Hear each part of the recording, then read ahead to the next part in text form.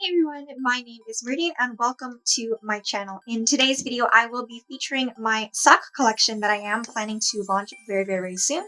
I don't have an exact date, but I will be getting into the details of what I will be needing to complete before I can announce an official launch date. If you follow me on TikTok, thank you so much for your patience. Many of you are probably wondering, when the heck am I ever going to open my shop?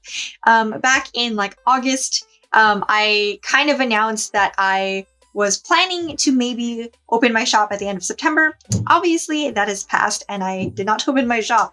And then when I kind of recuperated and came back to social media, I said that I am thinking about trying to open on Black Friday, and that also passed. I was never able to really officially announce a date, and so I don't want to, again, promise a kind of a timeline and a date again, without actually being sure that I can open my shop. So I'll be getting into the details of what exactly I need to complete before I actually am ready to open the shop. I just really wanted to let you guys know that it's this shop that I have, Umelixer, and my social media and all of this is all stuff I do on the side. It is not my full-time job. It's just stuff I do in my free time. So I am working at the pace that I can go at for me to be mentally happy and well and not feel so stressed out. But at the same time, actually have fulfilling progress as I work on this project. And so, I want to just make sure that when I open my shop, not only will I be physically ready and have all of my socks ready to go and all of this, but I also want to make sure that I'm emotionally and mentally ready and prepared to make sure everything is going to go smoothly. And so, it's been about 2 years since I have closed my shop. And so reopening it, I really wanted to make sure not to repeat any of the mistakes I had made in the past, and make sure that when I reopen the shop, I'm really fully ready for it. So that I don't have to close it and go on some indefinite hiatus because of stress or anything related to that in the future. If you're interested in knowing more in depth, why I closed my shop in the first place back in 2019, I will link wherever it goes, the video where I live streamed and kind of talked a little bit more about that reason. And if you have further questions than what was said in the video or just further questions in general, you're always welcome to ask me in the comments and I will do my best to answer them below. Now, regarding reopening my shop, I am mentally and emotionally ready to reopen my shop. It's been about 2 years since I closed it, and it's been a great couple past months, working on social media again and kind of being in more of a design mindset again for Umelixer. And so I am ready to open the shop as far as that goes, internally. But on the external side, I wanted to make sure to take care of certain steps that I care a lot about, mainly inclusivity and diversity. Because I tie a lot of medical motifs like band-aids and pills and scissors and all these different things into my clothing and my accessories and things related to my shop merch, standing for mental health and standing for other social justice topics are very important to me. So inclusivity, diversity, and accessibility and all of these things are super important to me. And I really wanted to make sure to really include that in my marketing efforts, not just in the things that I say when I actually reopened my shop. Back when I was running my shop before, it was my full time and it was my main source of income. And so I would shortcut all of those, inclusivity and diversity, marketing things, because I would just use myself as a model and that's it. And so while that's, indie designer or indie shop friendly, it's not particularly showing that I am putting in the effort to actually be inclusive with the actual marketing. And so I have already worked with plus size models to showcase that my socks are indeed plus size friendly.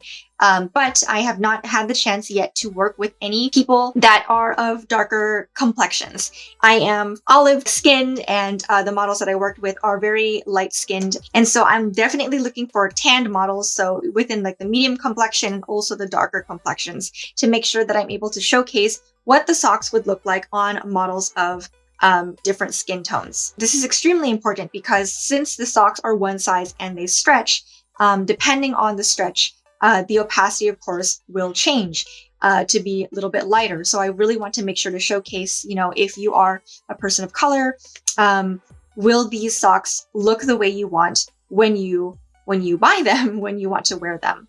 And so that is the actual main thing stopping me from opening my shop right now. I am actually physically ready to open my shop. I have all of my socks. I have like 3 buckets full of socks and socks and socks that are already ready. They're packed, they're printed, they're already done.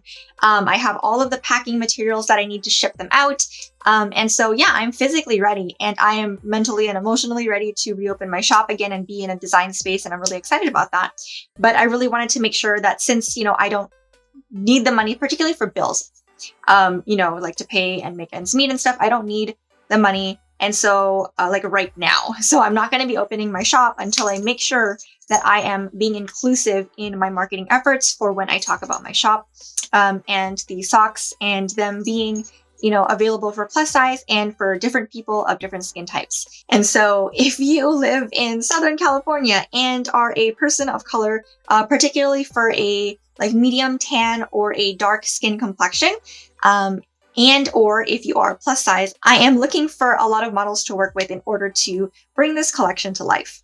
And so if you're interested in modeling these socks, I will leave my model application in the link below. Without further ado, let's actually talk about the sock collection. In my sock collection, I have 5 different designs with varying colorways that I will have available on my shop when I do open. Going through the 5, I'll be going through the first 2 that are the newer designs, and then the last 3, which are design reprisals. The first design that I will be showcasing is my medical heart design. The medical heart design will come in 8 different colorways, which will include a black and red, black and pink, black purple, black and white and red, white and pink, white and blue, and white and purple. The reason why I'm doing so many different colorways in this particular design is specifically because I wanted to test out what would be a popular color combination. It's been about 2 years since I've actually opened my shop, and so I really wanted to make sure and kind of see and test out the waters what colors and color combinations were popular and what I should be thinking about designing towards the future, to make sure that I am picking things that are on trend and also relevant to the customer base. The rest of my designs will have less color options, so it'll be easier to choose. And so for the next design, I wanted to showcase my emergency room design.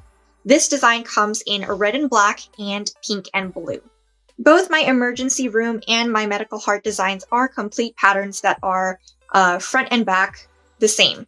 So you won't have to worry about which one's the front and which one's the back. The main design difference between the two is that for the emergency room, it is actually a continuous pattern from left to right that will actually match up when you wear them. If you end up confusing where the pattern starts and ends, like you reverse the sock and then it breaks, it's not even going to matter at all. But that's just something to note. Specifically for the medical hearts, they are actually a reflection pattern across each other. So if you wear it, it will reflect each other, and if you mismatch the back and front of the sock, it should still be the same display no matter what. These particular designs are new to my shop. I actually did design these before 2019, before I closed my shop initially, but I never ended up actually releasing the socks because I wasn't able to, I didn't have the capacity to actually start a new collection and launch it. So I will be launching these very soon, and I've never sold them before. They're completely brand new. The only people who own these designs are the people who won the giveaways that I ran on my TikTok in the past few months. The next 3 designs that I will be showcasing for my upcoming shop relaunch are actually 3 design reprisals. So in order of most popular to least popular, my medical kit design, and then my heartbeat design, and then my stitch me design. If you are a longtime follower of me and remember me from back in the day, when I had my shop initially opened back in 2018 and 2019, I did have a 4th design that were my Nurse Bunny thigh highs. Those unfortunately were not very popular at all, so I will not be reprising that design. Even though these are not as popular as this one, I did want to still reprise these 2 in particular because they are just very simple designs that I feel would be easy to start off with if anyone is trying to start building a wardrobe in the kawaii space or in the alternative space and might not be up for something as like loud as this one or my other 2 newer designs. And so honing in on the medical kit design, I have this design going to be reprising in my pink and purple, which was the most popular colorway back when my shop was open before. And then I am also going to be reprising the red and black as well. Those were the two most popular colors. The other colors that I ran in the past were a purple and black and a purple and blue, but those were not very popular, so I will not be reprising those colorways. Very much like the medical hearts, the medical kit design is a same back and front and is a reflection of the other sock. And so, however, if you do end up, putting it the wrong way, it might end up being the same exact sock design on both sides. So if you want to wear it reflective, just kind of pay attention. If not, then it's just going to be the same design on both sides. The next design I want to focus on will be the heartbeats. And so the main design point for these socks, because it's all the same at the bottom, is it features like an EKG kind of grid with the actual heartbeat at the top. This part here obviously features a heart for the design aspect. And on the back side, it is just the heartbeat as like a normal kind of heartbeat looking, well, except you wouldn't want to be heartbeating like this because that'd be very crazy. But it is just a heartbeat kind of line, and then the fronts are the ones with the hearts. Of course, you can mix match and say like you want it to look continuous and wear it like this, or you can just wear it with both hearts in the front, or you can just wear it with the hearts in the back if you so choose. Either way, it's not going to be super off if you wear it backwards or frontwards or whatever. It's totally up to you how you want to wear these. The heartbeat design will come in a blue, a pink, purple, and a red-black color combination. These were all colors that I had sold in the past, and they are all going to be reprising in the upcoming shop relaunch. The last design that I will be featuring in my upcoming sock collection will be my Stitch Me Up design. Very simple, just kind of, inspired by, like anime, zombie limbs with the little stitches. And these will be in a pink and white and a black and red color combination. I did have a third color combo in a rainbow in the past, but it was not very popular, so it will not be reprising in my upcoming shop relaunch. This design is a mirror design of each other, and so it should be the same no matter how much you twist it or turn it. The medical kit is the only one where you kind of have to pay attention to whether or not it got reflected or, copied over the same. But these ones should be able to be switched around just fine, no matter how you wear it. Now let's talk about the sizing availability that I have for my socks. They will be coming in two one-size-fits-all type of sizing, and the two sizes that I have are going to be the knee-high length and the thigh-high length. So depending on the thickness of like your calves and or your thighs, the length will end up changing because of the different stretch. Compared to a lot of other, thigh-high style things on the market, these are a lot more stretchable and therefore more plus size accommodating than most. And I really wanted to make sure to feature that with some of my model photos. And so I'll just display a couple things here from the models and from my previous customers from their social media posts as well, just so that you can see what they look like. And then I'll go ahead and unpack these. Okay, and so here are the knee highs versus the thigh highs. Whenever I design any of the thigh highs, I always just cut off the bottom of the design and just print them kind of one-to-one onto the knee high portion. When measured flat, the thigh highs do measure around 19 to 20 inches long and about 3 inches across, versus the knee highs will be measured 16 inches long and about 3 inches across as well. Regarding the elastic banding at the very top of the sock, they do stretch to about 25 to 27 inches depending on, I guess, just the manufacturing of it. Sometimes they don't stretch as much, and then sometimes it takes a little bit of breaking in. But it's about 25 to 27 inches in circumference when they do stretch.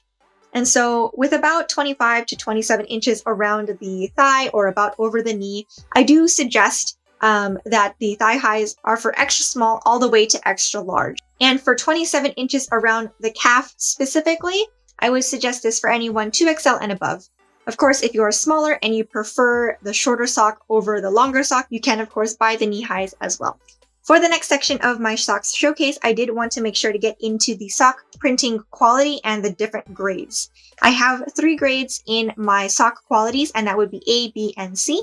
A would be perfect, and then B would have minor defects, and C would have like several layers of defects.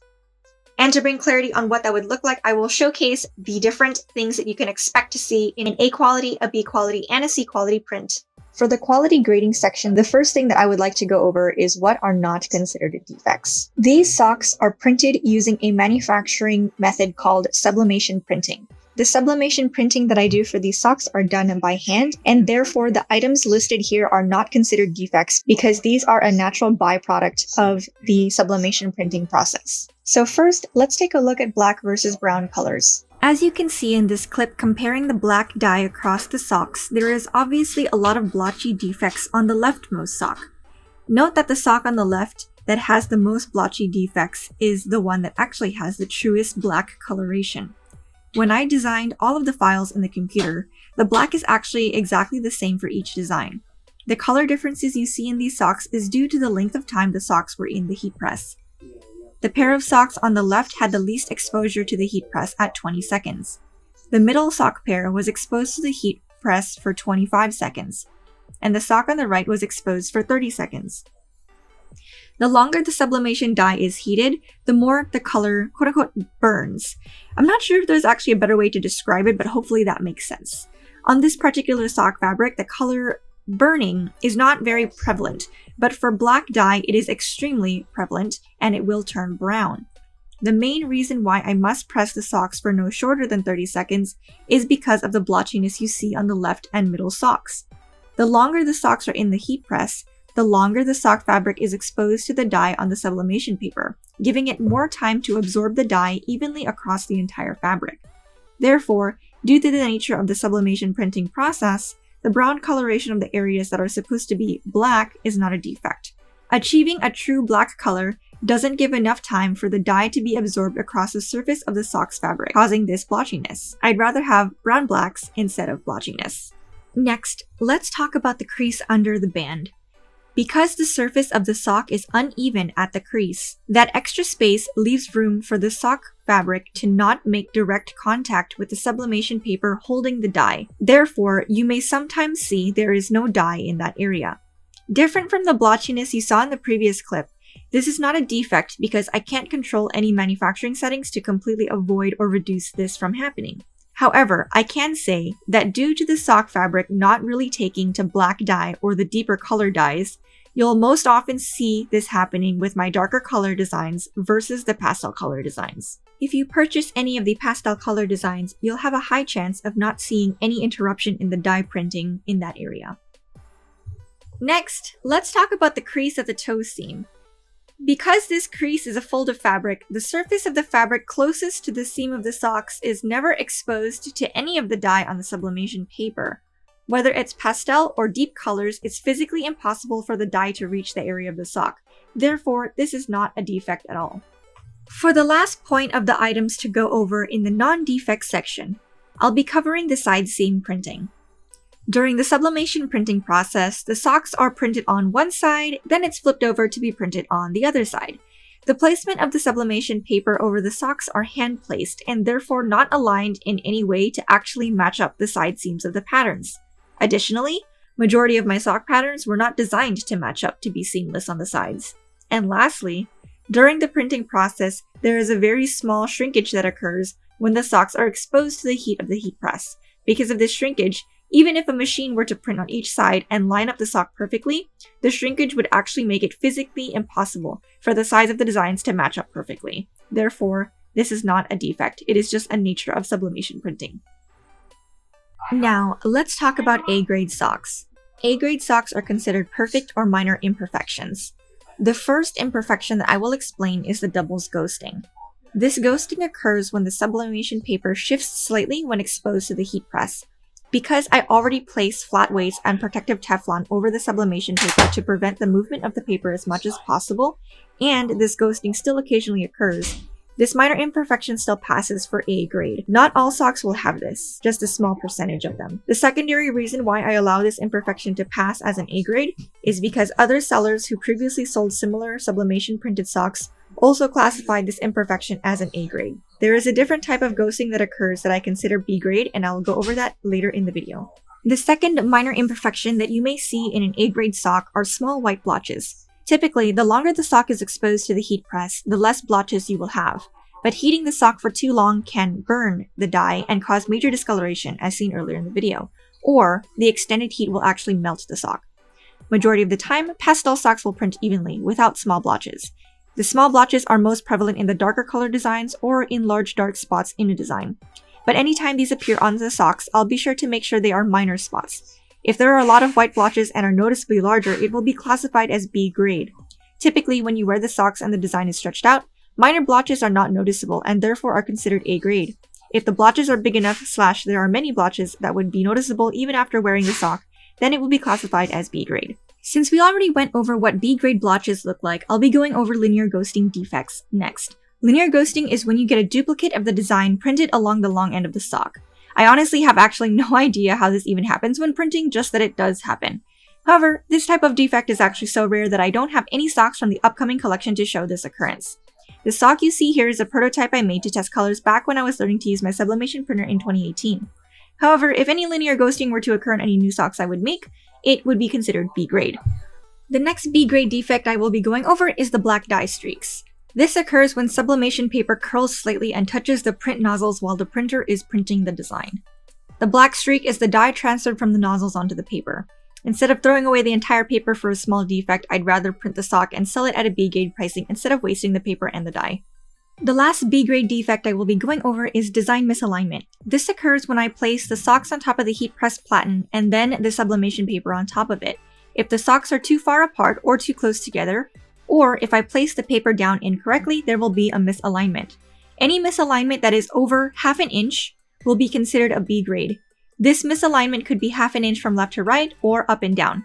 Anything less than ½ inch will not be considered a defect. The last grading tier to cover is the C grade tier. If a sock were to have 2 or more of the B grade defects, then the sock quality would be graded as C grade.